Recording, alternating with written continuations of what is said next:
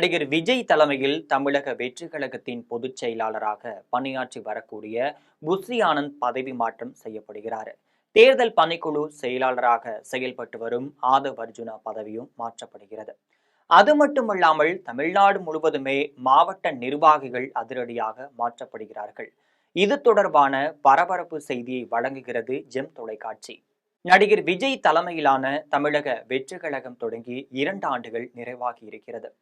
கட்சியில் பொதுச் செயலாளராக பாண்டிச்சேரி மாநிலத்தைச் சேர்ந்த புஸ்ரி ஆனந்த் அவர்கள் செயல்பட்டு வராரு. புஸ்ரி ஆனந்த் பாண்டிச்சேரியில் இருக்கக்கூடிய புஸ்ரி தொகுதியில் காங்கிரஸ் வேட்பாளராக போட்டியிட்டு வெற்றி பெற்றவர். புதுச்சேரி தேர்தல் சமயத்தில் அவர் விஜய் ரசிகர்களை கூட்டாக சேர்த்து பல சமூக சேவைகளை செஞ்சிருக்காரு. இதன் அடிப்படையில அவருக்கு வெற்றி கிடைத்திருக்கிறது. மேலும் இதனை முன்வைத்துதான் நடிகர் விஜயின் தந்தை எஸ்.ஏ. சந்திரசேகரை சந்தித்து பேசியிருக்காரு. இதனை தொடர்ந்துதான் நடிகர் விஜய் உடன் சந்திப்பதற்கு எஸ்.ஏ. சந்திரசேகர் ஏற்பாடும் செய்தார். தனது தீவிர பணிகளால நடிகர் விஜய் மனதில் புஸ்ரி ஆனந்த் நீங்காத இடமும் பிடிச்சிருக்காரு. ஒரு காலகட்டத்துல நடிகர் விஜயின் வலதுகரமாக செயல்பட்ட புஸ்ரி ஆனந்த் தன்னிடம் கொடுத்த பணிகளை அனைத்தையுமே வெற்றிகரமாக செஞ்சும் முடிச்சிருக்காரு. இதற்கிடையே கட்சியை பலப்படுத்துவதற்காக ஜான் ஆரோக்கியசாமி, ஆதவ் அர்ஜுனா, நிர்மல்குமார், அருண்ராஜ், ராஜ்மோகன் என பலரை முக்கிய ஆலோசகர்களாக விஜய் நியமனம் செஞ்சாரு. இதுல ஆரம்பம் முதலே ஜான் ஆரோக்கியசாமிக்கும் புஸ்ரி ஆனந்திற்கும் இடையே மோதல் போக்கானது ஏற்பட்டு வந்திருக்கு. இதனை தொடர்ந்துதான் ஆதவ் அர்ஜுனாவுக்கும் புஸ்ரி ஆனந்திற்கும் ஒத்து போகவில்லை. ஒருவருக்கொருவர் கருத்து வேறுபாடுகளால் மோதிக்கொண்டு இருக்காங்க.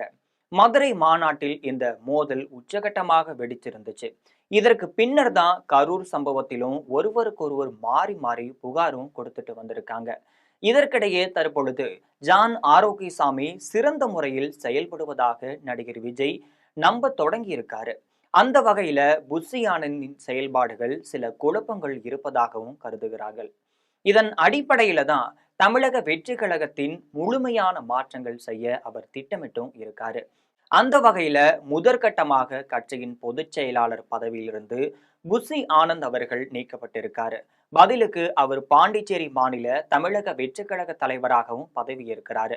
ஏற்கனவே எஸ்.ஏ. சந்திரசேகருக்கும் புஸ்ரி ஆனந்திற்கும் மோதல்கள் ஏற்பட்டு வந்த நிலையில தற்பொழுது புஸ்ரி ஆனந்த் முழுக்க முழுக்க தமிழகத்தை விட்டு பாண்டிச்சேரிக்கு மாற்றப்பட இருக்காரு.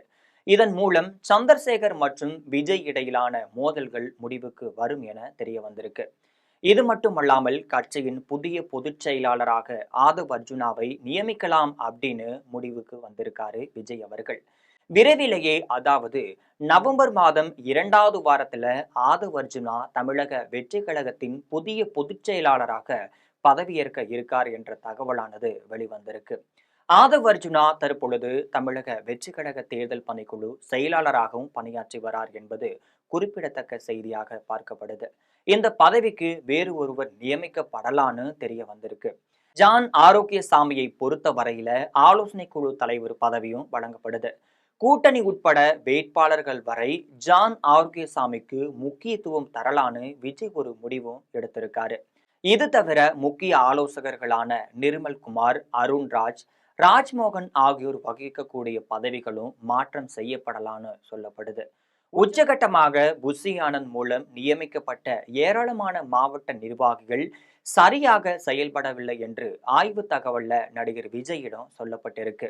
இதன் மூலம் தமிழ்நாடு முழுவதுமே இருக்கக்கூடிய மாவட்ட செயலாளர்கள், நிர்வாகிகள், பொறுப்பாளர்கள் அதிரடியாக மாற்றம் செய்யப்பட இருக்கிறார்கள். இது குறித்து ஆதவ் அர்ஜுனா முடிவு எடுத்து செயல்படுவார் என தெரிகிறது. எனவே ஆதவ் அர்ஜுனா தலைமையில் புதிய மாவட்ட செயலாளர்கள், பொறுப்பாளர்கள் நியமிக்கப்பட இருக்காங்க.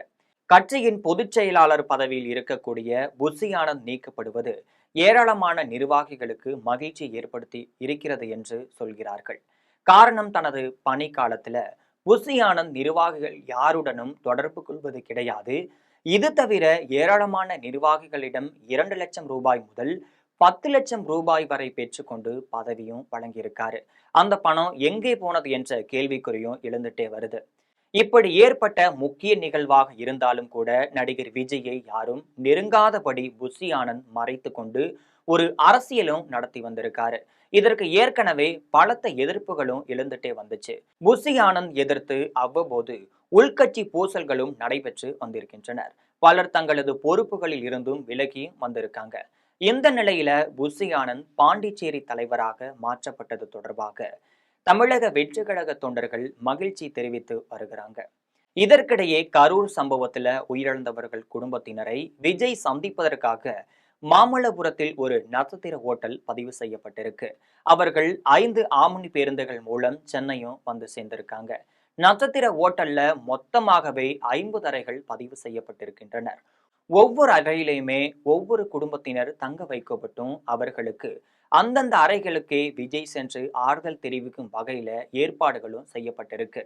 சிலர் குடும்பத்தினர் இறுதி சடங்கு சாஸ்திரப்படி 30 நாட்கள் கழித்துதான் வெளியே வருவார்களாம். எனவே அப்படிப்பட்டவர்கள் தனி விமானம் மூலம் அடுத்த கட்டமாக சென்னை வந்து விஜயையும் சந்திக்க இருக்காங்க. இதற்கிடையே அவர் கரூர் சம்பவத்துல பாதிக்கப்பட்டவர்களை சென்னைக்கு வரவழைத்து ஆறுதல் கூறுவது மிகப்பெரிய சர்ச்சையும் ஏற்படுத்தியிருக்கு. உலகிலேயே பாதிக்கப்பட்ட குடும்பங்களை நேரில் சென்று ஆறுதல் சொல்லாமல் அவர்களை சென்னைக்கு வர சொல்லி ஆறுதல் சொல்வது இதுதான் முதல் முறை என்றும் நாம் தமிழர் சீமான் உட்பட பலர் எதிர் கருத்துக்களை தெரிவித்து வருகின்றார்கள் என்பது குறிப்பிடத்தக்க செய்தியாகும்.